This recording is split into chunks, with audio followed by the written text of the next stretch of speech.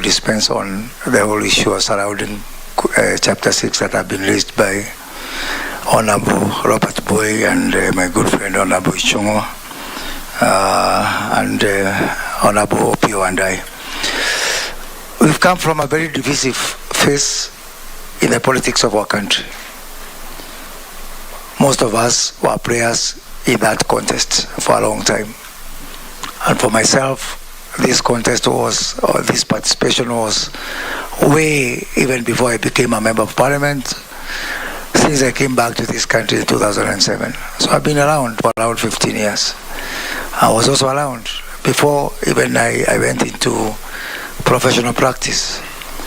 I should have mentioned that I was the treasurer of the student organization of Nairobi University. So I was politically exposed from that point.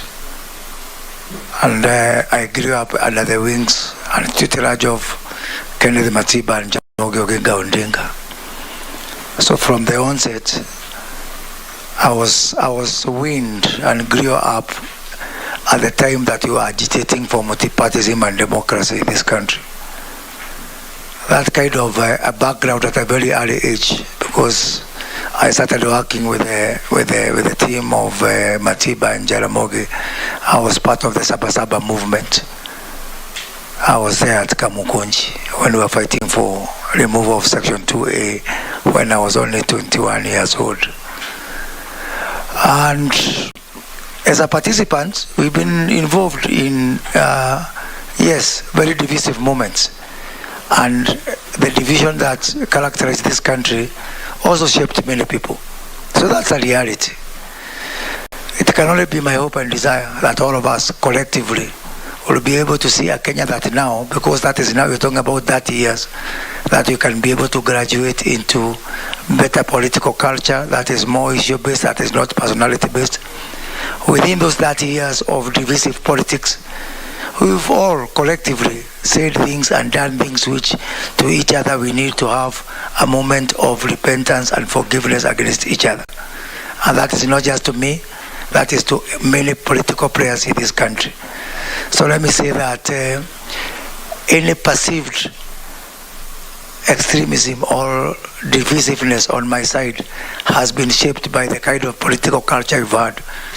And going forward, as we progress, I am going to play my role in ensuring that we have a culture where political competition is not enmity, but it's just that, competition. And I do not think that personally, as a person, I have got anything within my DNA that is synonymous with hate or extremism or separation.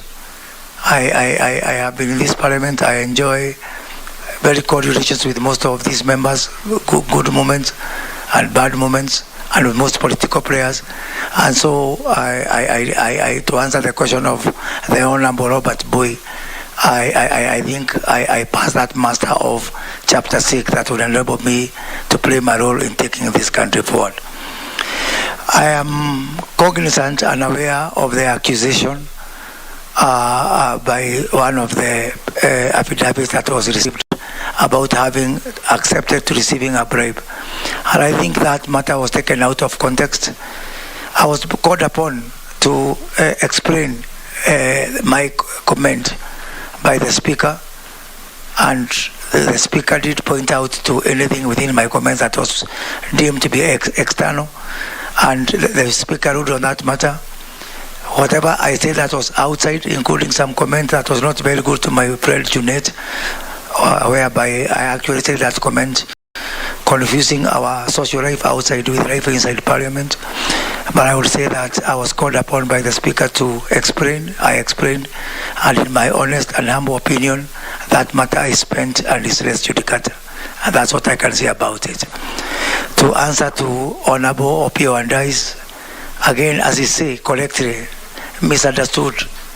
I am misunderstood in some quarters, but those quarters are mostly within social media and elite circles. If you go to most corners of this country, they know me as a peace-loving Kenyan who is committed to cohesion and has worked a lot to bring people together. as I can say from some of the region where someone like Kuria and I come from, a place like Kondele, I am the second most popular person after Raila Odinga, and that's on record. So I am committed to cohesion, and Kenyans can look upon me as somebody who is going to work to bring Kenyans together. Thank you, Mr. Chair, on that issue of Chapter 6. I wanted to dispense on it so that we can, in my opinion or my request, Chair, spend time to... Chair, again, on a point of order. Yes. Chair, I think why I raised the issue of the issues the Honorable Mbui was raising, because I have actually traced the particular issues he was pointing to. And one of them, Honorable Chair, is an email from a Peter Mongai, not on an affidavit, and therefore, Honorable Speaker, in line with all procedures, is not admissible, and the Honorable Mbui should not be allowed to even quote it, refer to it in...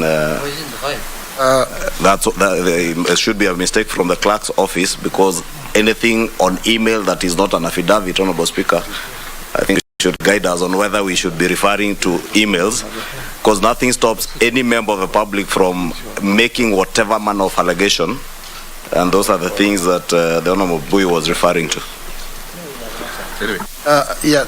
Chair, I wanted to just respond to the majority leader and say that is not made up. I have found it in the file, and I have meticulously read through the file. So yes, it is not an affidavit, but it is part of the contents of the file that has been placed in front of us for us to be able to use to vet the nominee. And also, I believe the nominee is able and capable of answering even allegations, because that's basically why we are here. Thank you, Chair. You know, the standing orders is very clear that any member of the public who wishes to bring to the attention of the committee anything adverse against a nominee must bring it by way of affidavit. The clerk tells me that out of exuberance, they decided to pass on to the nominees even materials that were not admissible under the standing orders. So to the extent that that is an email, Robert, we rule that is inadmissible. Let's deal with the affidavits that are on record, and we have furnished them to the nominee. I believe you got them, Moses? Yes, I did. Yes. Did you not waive money that you had received a bribe from Kimunya? I think that is what Ichungo was asking. Chair, I think when I waived the money, I did not say it was from Kimunya. I was only pointing out that there has been efforts to control Parliament from outside. And I believe Parliament is a very important institution. And if I am approved by this House, Chair, I will do everything possible to ensure that for those of us in executive, leave Parliament to do its own work. Are you waiving your own money? Yes, I was waiving my own money. The next batch of 4.